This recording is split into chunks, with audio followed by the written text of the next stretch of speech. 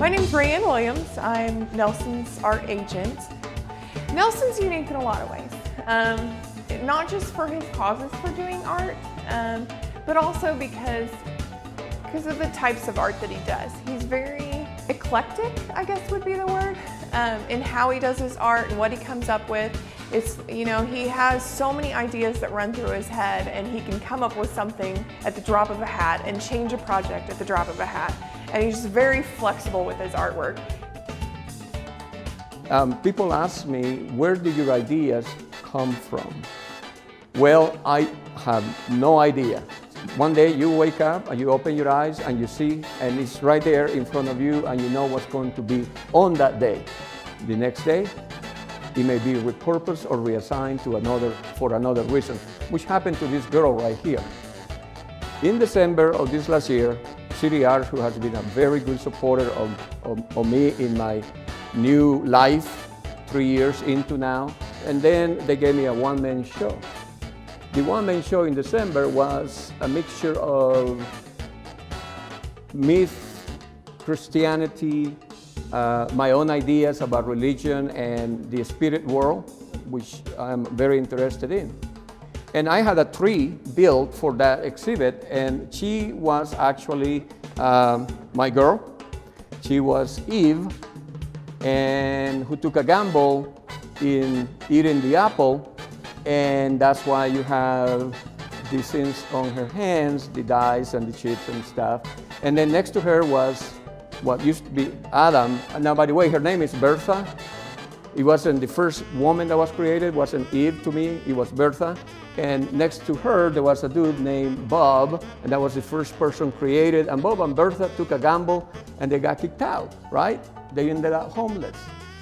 So when the show was done, I repurposed Bertha for a different show, and now she's named Bertha the Gambler, which a lot of people identify with, because in fact somebody said to me, I know that girl. I sat next to her at the casino the other day. And that just made me smile, that people relate to my things that way. Right now we're sitting at my small studio in El Dorado, next to the MiCCA Museum of Art. This building is owned by them. And in Wichita, the price per square foot is very, very expensive, especially in Old Town, because I wanted a place close to my shop, my workshop, so that I don't have to be driving. But it takes 30 minutes to get here in the Turnpike, no big deal.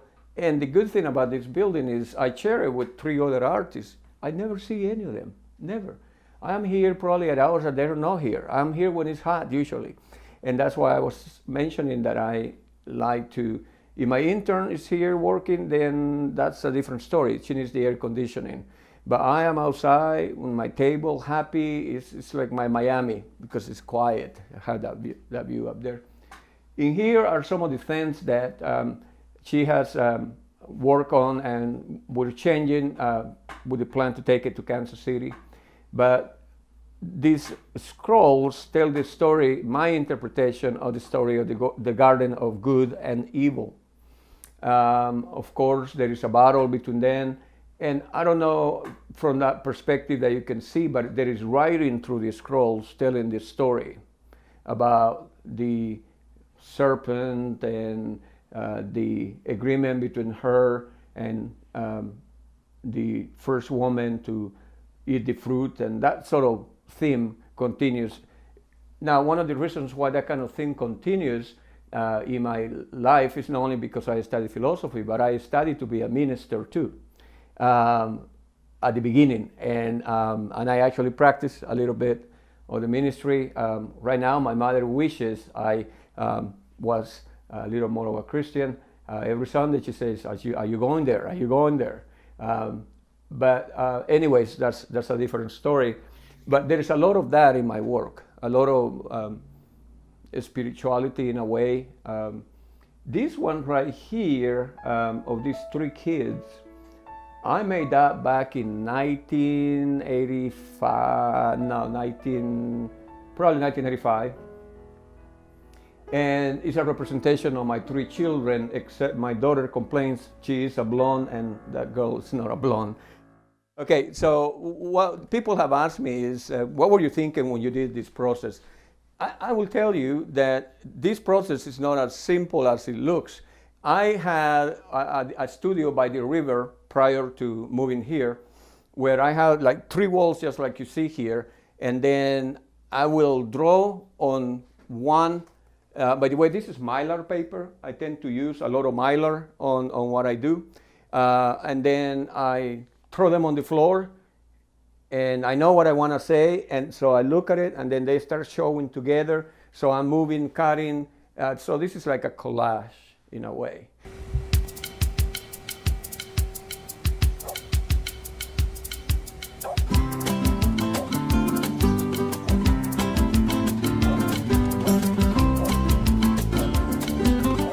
All of my processes start right here, basically with a big piece of metal, and then these guys show up.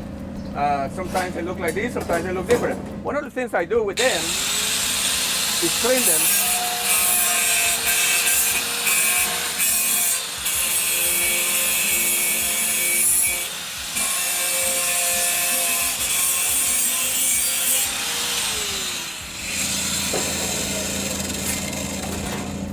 We're gonna weld these guys, so I gotta clean these spots where they're gonna be welded so that the weld goes well.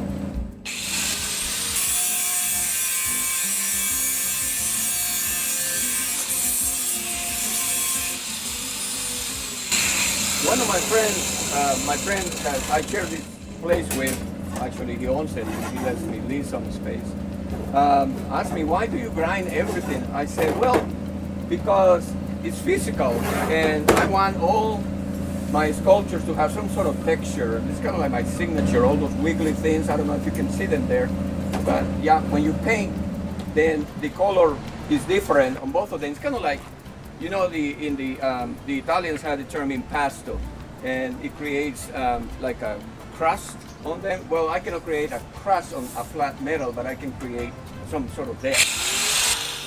The process of welding or assembling a sculpture is interesting because you can do 2 things. Not only you can get them to be close to each other, but you can create different textures that makes it look more like the actual skin of an animal. The way Ron did it over here, it's a little more clean on this side. The way I did it on this side creates this texture that I'm gonna grind some of it so that I can put some primer on it. All of these things right here, by the way, that you see here, they were cut by hand by me out there. They were welded with Ron here, in there, and then I'll show you the next process in just a second. What I'm gonna do is I'm gonna clean this baby.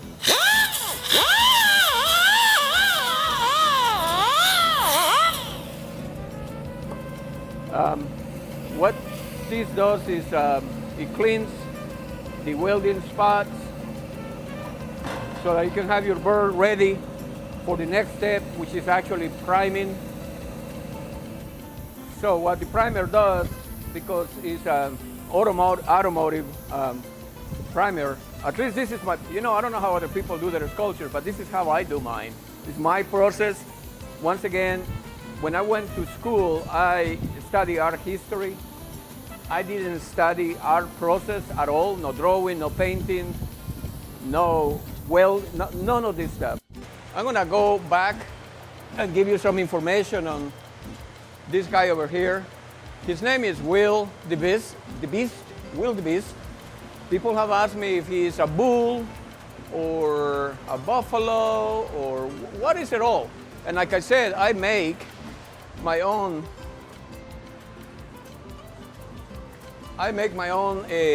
creations. If you notice, there's a friend of mine, his name is Sonny, and he worked in a place where he had access to extra metal, you know, those places that buy metal by the pound. And he knew that I'm different when I see things, and he also, I'm sure, is different when he sees things. So he brought me things that were different that he will find in there. You notice his horns, we use a torch to bend them and make them that way, but that's nothing but an auto part. I don't know if you can see this, but this guy over here came from farm equipment. Farm equipment. His eye is actually what goes inside a headlight, and we cut the headlight. Of course, these are headlights that are thrown away by my friend Ron, and then I found these guys in there, and I thought they looked like eyes. People ask me, why does this guy has little buffaloes or little beasts inside of him? They're white, if you can see them, and they're crawling into his head. And to me, it's a representation of probably me. I'm like a bull sometimes when it comes to my children. And my children are always in my head, always, regardless of where they are and what they're doing. I have them here, and of course I also have them here, which is the reason why I create all this stuff. I've been given a good life so far. I've been given the opportunity to express myself however I want to express myself, and I still enjoy that.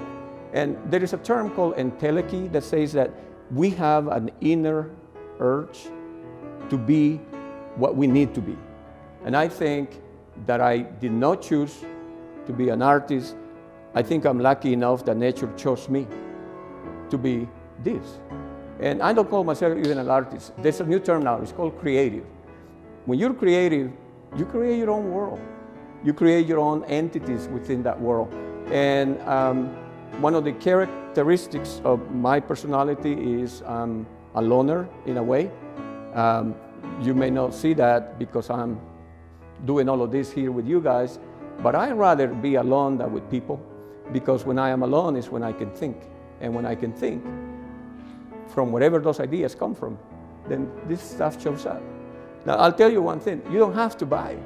You don't even have to like it. But you certainly cannot ignore Bertha. You'll remember Bertha, right? I mean, isn't she cute? Anyways, there you go.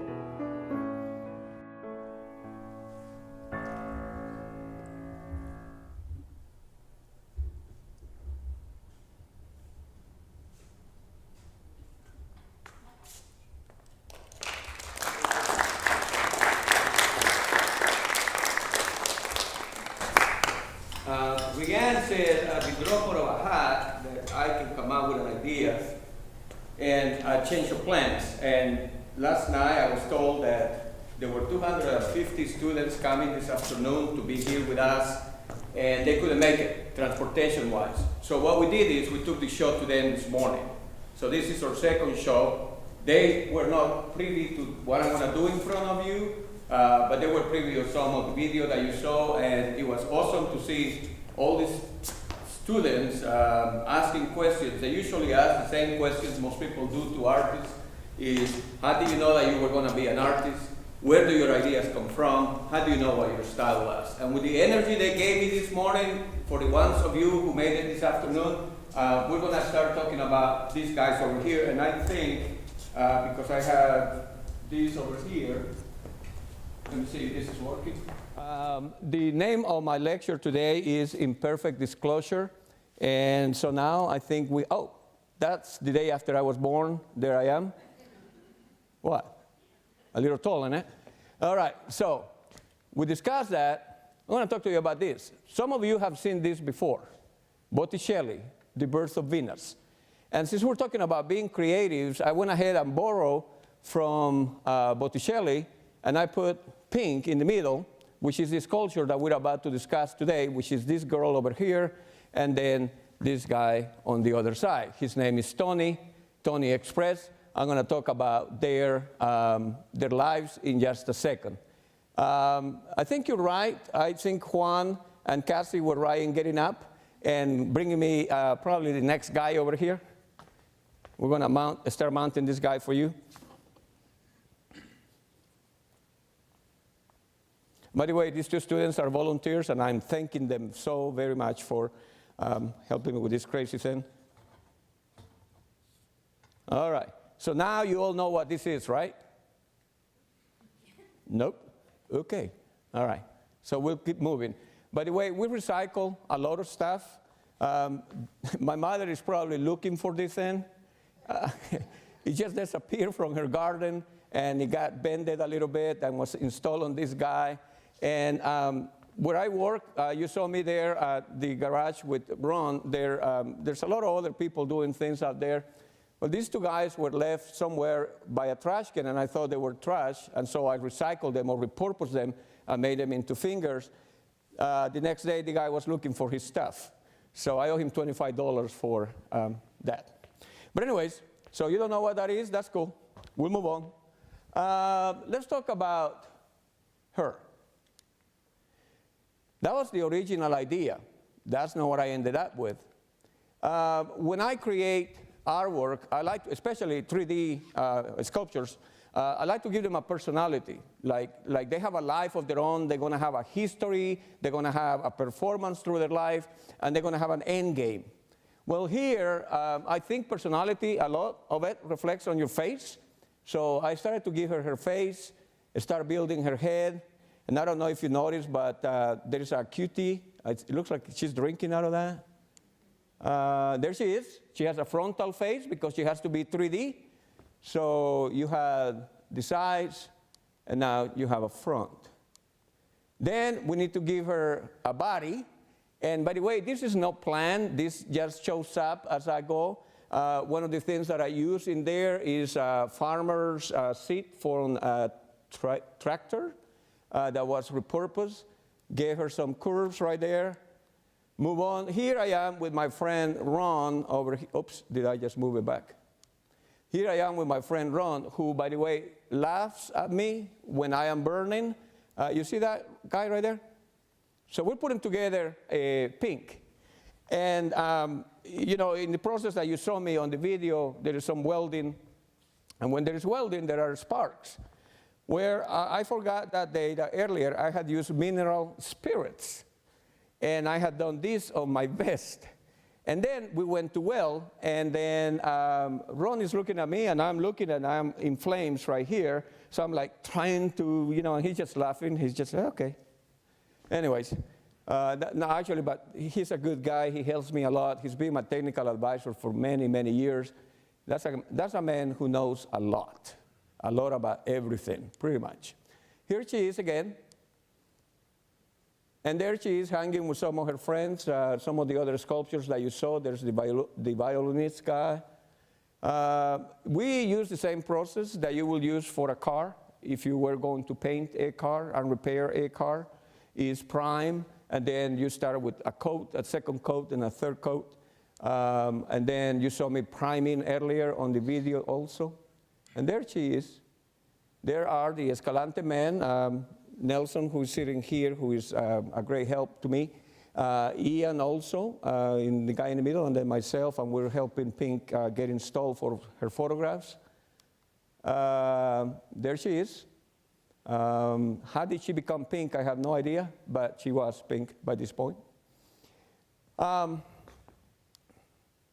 There she is arriving home because she was selected by the City Arts Council in Old Town Wichita to have a spot in Old Town for a year, 2012, 2013, but she's not done yet. All right, now you can tell what this is, right? All right, whatever, that's fine. You want to play hard? That's fine. Let's see what we can do with this. Why an artist? One of the students this morning, I mean, actually several students asked me this morning, why? How did you know?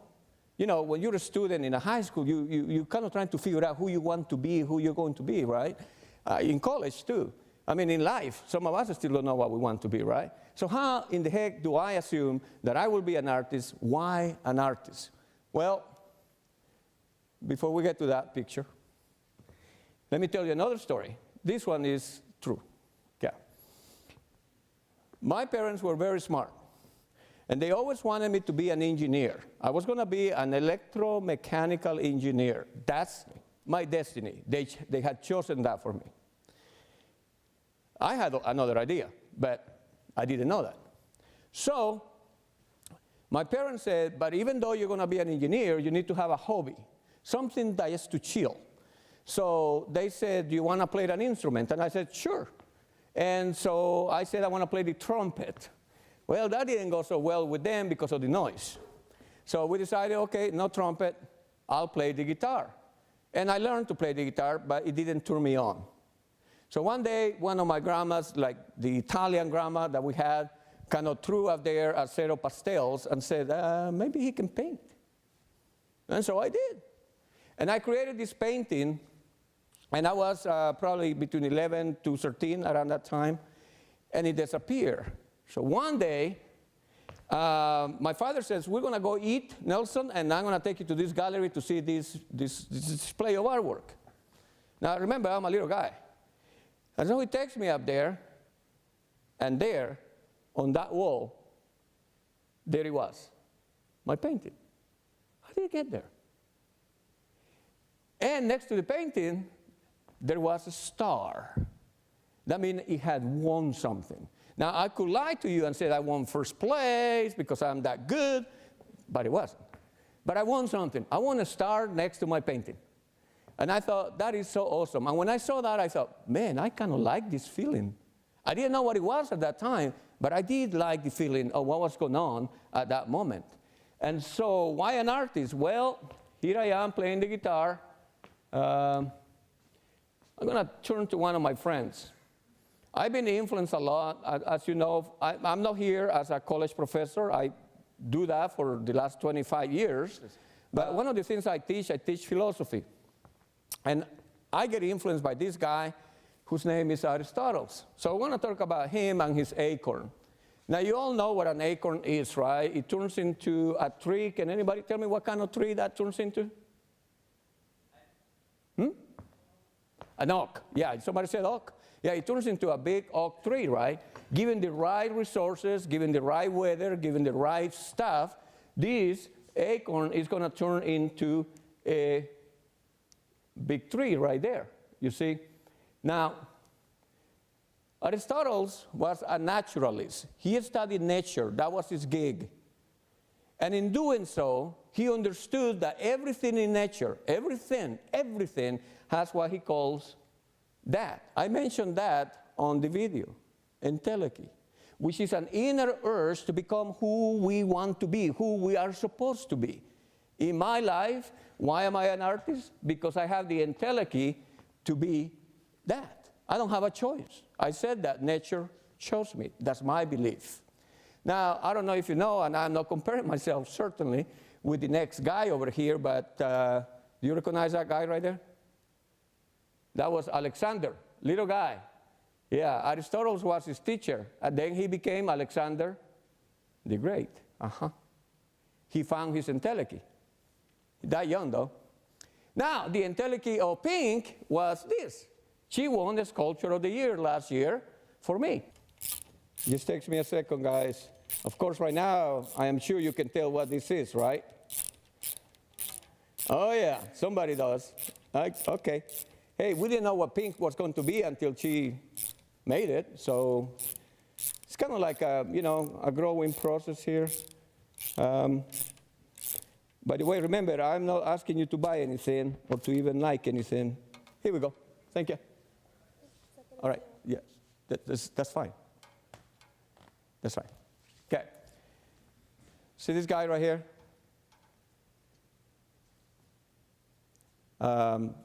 He's going to have two other pieces, and it's going to be like a pendulum. And the reason why, I'll explain later. So, it's free to whomever can tell me what these things is. I don't know where in the heck in your house you're going to put it, but hey, Okay, ideas. Where do they come from? Well, in there, I said, I don't know. But remember that guy? Plato? Yeah. Remember he had the idea of a cave, and that there were some master puppeteers back here telling the people what to believe, what not to believe, like this. I'm telling you, this is something. This is something, and you're going to believe this is something, right? Because I'm telling you, right? I'm the artist, right? So artists are creators of ideas, and sometimes we go to a very infant tile sorroimetry, and sometimes a little more complex, I think. Doesn't that guy look like a guy? He has a foot. It's gotta be a guy. Okay, let's move on. Let me give you my father's idea for my art. This is my dad. Now, as you can tell, he had a lot of influence in my life, but so did both, my mother too. So he gave up on the idea of me being an engineer. But this time I'm a full-blown artist and, of course, starving, right? Which is why you go into teaching so that you can pay your bills, right? Anyways, that was at least my gig. He walks into my studio and looks at what I'm doing and he goes, why in the heck do you paint that kind of stuff? Why do you make those kind of things? Nobody's gonna buy them. You need to make stuff that people will buy, like that. Geese flying over the horizon. You know, there's nothing wrong with geese flying over the horizons. We all can identify. We live in Kansas. We see them all the time. And if you're Canadian, you also see them right there, right? All those Canadian geese that fly into Wichita. I see them. But it doesn't turn me on. It's kind of like the guitar. It's not my gig. I know that. It's my intellect not to do that. Instead, I'm going to show you what he criticized on that day. And see if you can see it. Like I said, nothing wrong with that. Instead, this is what I do. 20 years ago, I had decided that the whole world is going to go into a hard drive. See the hard drive right there? See the dude there kind of crying? And I chose an Apple hard drive because it reminds me of the beginning of times, right, with the Apple and the whole thing. And I don't know what I was thinking, and that's why he said, who's going to buy that? Now, some people said, that's kind of freaky that you were thinking about that 20 years ago, because we didn't have that sort of technology at the time. Now, here is more stuff that I do. I'm just going to show you a few things. That girl on the top is Blue Moon. That's fiberglass, about 6 feet long. This girl over here is Lady Dada, no Gaga. Notice all the recycling that we do there. Coca-Cola bottles. I changed the name so that they won't sue me. This is a hub from a car tire. This guy over here is a gasket from when you built your motor and it was thrown away. This girl is in Miami. She's a climber. She has 4 legs. Why? Because I can. 3 generations right there. Caliente, that's my girl right there in downtown Wichita. My other girl right there that is eventually going to be, I don't know. And we get to this. Okay, now right here, we have the 12 months of the calendar. Now, let me explain this. All of you got an image of some sort, and the month is on the other side. In December of last year, City Arts gave me a one-man show.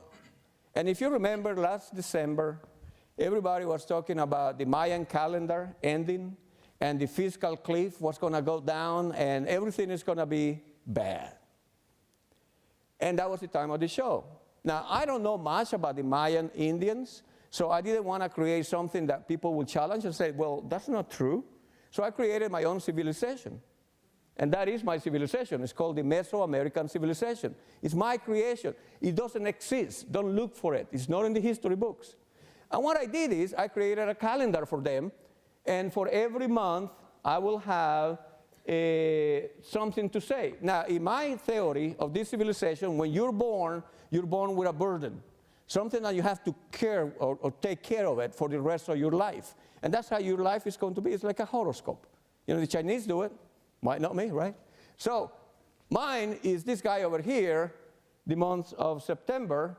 And I'm going to ask Cassie if she don't mind reading. If you were born in September, like I was 2 days ago, many years ago, I carry this guy over here. So what will I be?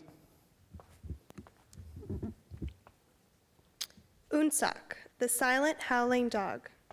For September, the 9th burden is illustrated by a meso carrying the silent but howling dog. Known to the mesos as the companion of gods but of his loyalty and connection to the matters of life or not life.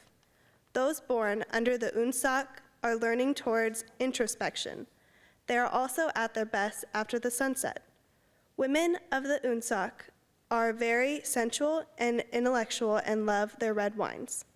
Sak men have exotic looking and could represent many races and nationalities. They are very creative, but also lean to scientific ideas. Their mystical and private lives are an intrigue to many. They love anything liquid made of any grape. Thank you. And if you want to know your month and what your burden is, as per Escalante, hit me on Facebook, all right? Or contact my agent, Rianne Williams, and she'll tell you what it should be, and we'll send you something probably in the mail, okay? So let's move on. So as you can tell, when you're a creative, like I said earlier on the video, you can do anything you want, and it's your world, and if somebody wants to challenge it, they can, but they don't have the staff to challenge it because it's all out of here, or somewhere in here. There's more stuff. This guy over here is going to be one guy, as you can see here. This guy over here lights up. The guy over here lights up, is sensor motivated. This is a project that we're working on in Miami for the last 15 years. I've been working in Miami in the design district. This project, as you can see, it goes from the cave to the gates. It's basically a tree section. That's the, that's the cave, and that up there, if you can see it, is going to be the gates, and it goes here, there, there. And it's going to be a vestibule for this museum. Now, not all ideas come from that place out of nowhere. Sometimes they come from experiences that happens to us. So I want to talk to you about Tony Express because that idea took me by surprise. See that? Her? That's my sister, Elsie. One day, 3.5 years ago, she texted me and said she was going to the doctor. It was on a Friday morning. I had seen her the week before, and I said, you know, I think you have pneumonia, so you need to take care of yourself. She was such a hard, dedicated worker that she went to work every day, and it was cold. It was February, early February. Anyways, that's the last I heard of her. She was dead by 5. That hit me in the head. You don't get up in the morning and think that by 5 p.m. you're going to be dead. Not when you're 50-some and you're healthy as hell. Yet, the time that she was given, she used it well to help others. She was a hard-giving person. When I took care of her business affairs, there were 25 different accounts of people that she was giving money to, organizations she was giving money to, because that's how she was. And she didn't have that much money. She was hardworking. This girl loved me unconditionally. I don't think I have found anybody else besides my mother and her that will do so at this point in my life. But it hit me on the head. I needed therapy. Not only because she was gone and now there's this empty space, but she was my mother's caretaker. My mother is still alive. She's 86 this year. She still wonders why she's here and her daughter is gone. Do you know how that hits a person? Right on the head, as a mother. It's not nature. It's not natural. So now I have to look after mother. And I'm not complaining about it because it's what we were taught when we were kids. It's part of our culture. You know, we're Latino, Italian, Jewish, whatever we all are in my family. And we were taught. That's how you do. You don't put them on a home. Nothing wrong with the people that do so. You take care of your parents till they're gone. So I had to do some changes in my life. Miami, not so much. There's me. And I do have clothes on. It just doesn't look like it. Sorry, it's a bad shot. But that was me in Miami. And I was living in, I'm not bragging, this is my true life. I was living in a penthouse on the 26th floor. But Elsie changed that. Elsie changed that because they, my mother and her, lived in Wichita, Kansas, and they had what they call a rose house. But my kid thinks, hey, man, you went from the penthouse to the pink house. It is pink. And that is not her house. Actually, she will not let me photograph her house. She has her reasons. I'm sure the FBI is probably looking for her. Well, you know, 86 and still alive. Yeah. All right. So where did the ideas come from? Here comes Tony. Tony came to help me. I was doing some little sculptures. I wasn't doing pink or those big sculptures until this happened to me, and I had to stay grounded in Wichita a little longer. And I talked to my friend Ron and said, Ron, can I leave some space in your shop so that I can do my thing? I need to sweat. I need to do artwork that can make me sweat. And that's what I did. And then Tony showed up. Oh, no, that's not Tony.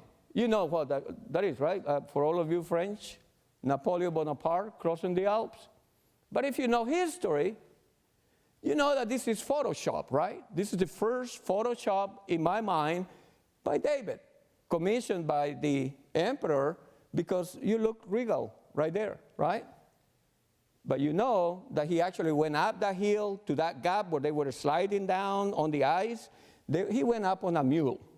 But you don't put the emperor on a mule, right? It just doesn't look like, well, I thought, well, okay, if you can do that, I can do this. So Napoleon and Tony are kind of like flying, and thank you, Nelson, for the great Photoshop job that you did on that. But anyways, so there's Tony. This guy over here, if you have a car and you open your hood and the hood stays up, is because of this guy. That's what it is. That's where I took it from. I thought it looked like a tire. My mother lost her bicycle. My mother loses a lot of stuff in her house. Here you can tell these are two brake pads that Ron had just taken out of another car that were old and they needed to be changed, Angel, and the brake pads. And that's a bicycle thing. To me, it looked like teeth. That's part of a farm equipment that we recycle. That's my son Ian looking at this guy for the first time. He's like, hey. And here is Tony doing the same for me. You know, like I said, I create them, I give them a personality, and what they have to do is just work for me. And here, he's performing at different places. Here, he's getting installed for a 1-year gig in Main Drag of Hutchinson. You can see there that the wind is about to blow me away. And these are the people that sponsored that at that time. No, okay. That guy is this guy. When I think about my sister, I think about time. And how time just spins and spins and spins, but you don't know when it's going to stop. I don't know if you can see it there, but it says tempo right here. My sister drove a tempo for the last 20 years of her life. It only had, I think, 50,000 miles when she passed. So I borrowed her tempo sign for time. And this is going to be, to me, Father Time. But it's also the letter D. Do you see that? D here. And this is like an O. Got that? But still, time spins. You don't know when yours will stop. Or mine. And then there's no more creations for Nelson at all. All right. So far we have a guy sitting there. We have an arm holding nothing there, an arm holding something here, and we'll continue on and see what's next. Yeah. Hey, you. Me? You talking to me? Fast food restaurant, my 3 kids, young. It's been about 20 years. They're too old now, young. Walk into this restaurant, and this lady is yelling at me, hey, you, come here. I said, okay. So I walked to her and said, yes, ma'am. She goes, what kind of Indian are you? Okay, awesome. Recently, I'm in a nice restaurant in Old Town, Wichita, with my buddies, my friends, having dinner. And there's this gentleman sitting right up there on another table with his people. Has white hair, you know, keeps looking at me. I thought, maybe I know this guy.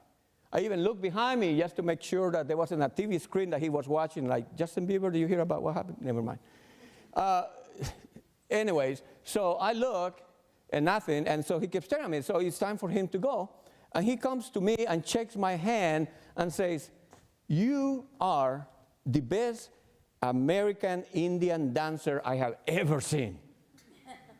And you did awesome in Topeka last week. What the hell? You know, I can even dance straight. How I'm going to be dancing Indian, right? Hey, excuse me, are you Pakistani or are you Indian? Neither. Korean man in Los Angeles is talking to me in Korean, and I assume he was asking for directions. Huh? Korean? Identity crisis, right? Hold on. It doesn't stop there. I'm in Italy.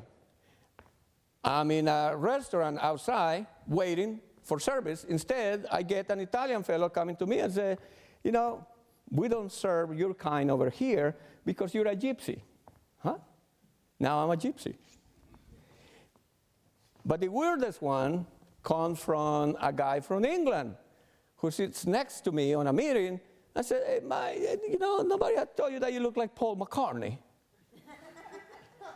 My mother can see that at all, neither can I, but some people, I guess, think so. So what's the deal?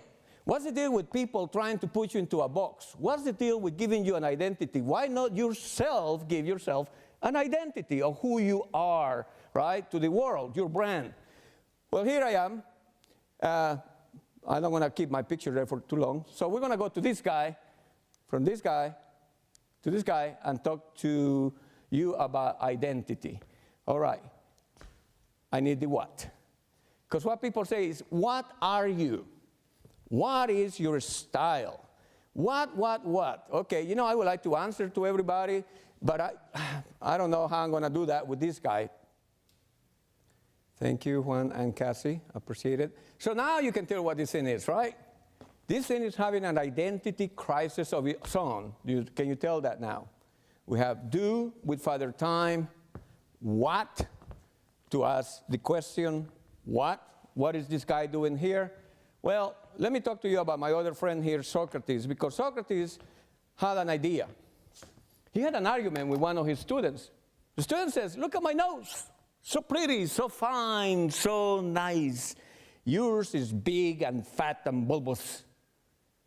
And then this guy, Socrates, answers, so yours may look better to you, but mine does its job way better than yours. Because the purpose of a nose is to do what? To breathe the air. And I can smell stuff. But you also have fat lips, Socrates. Oh, so I can feel kisses much, much better. So who you are, what you are, is based on the purpose of the things that you have assigned to yourself. And I have some heads over here that I would like to install just to show you that one day in the morning you get up, you go to the doctor, and you don't come back. Leave that one. What is it? Okay.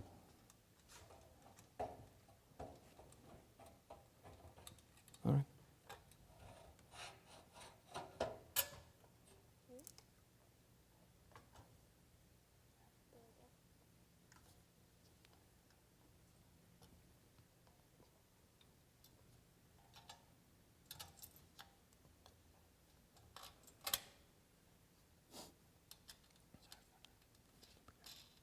It's hard, man. It all works. It looked good the other way. I don't know why they're changing it. And they didn't create it, right?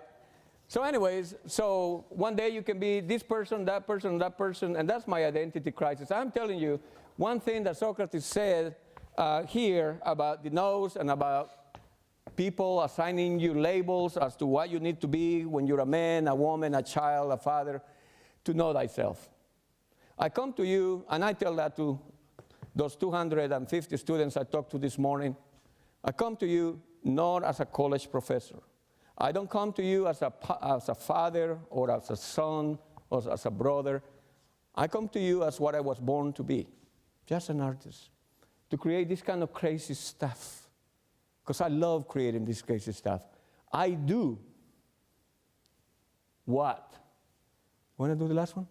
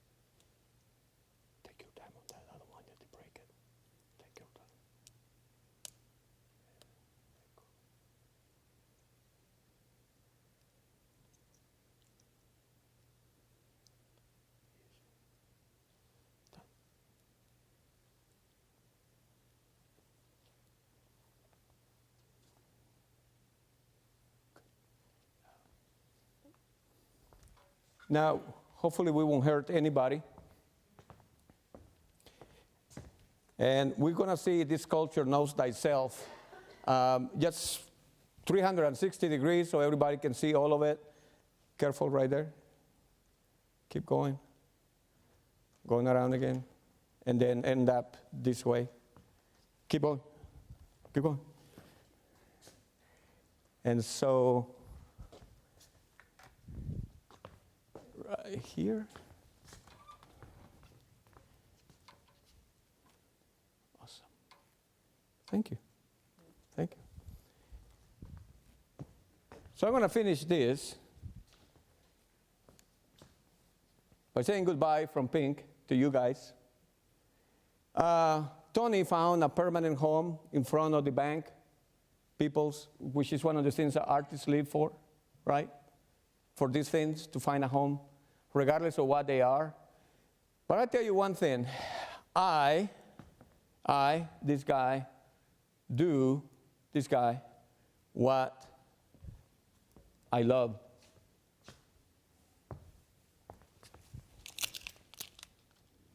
Can I have the lights off, please? Thank you.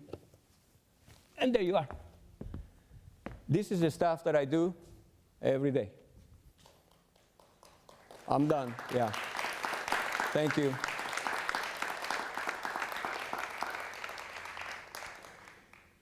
And why do I say imperfect disclosure? I'm going to give that to you.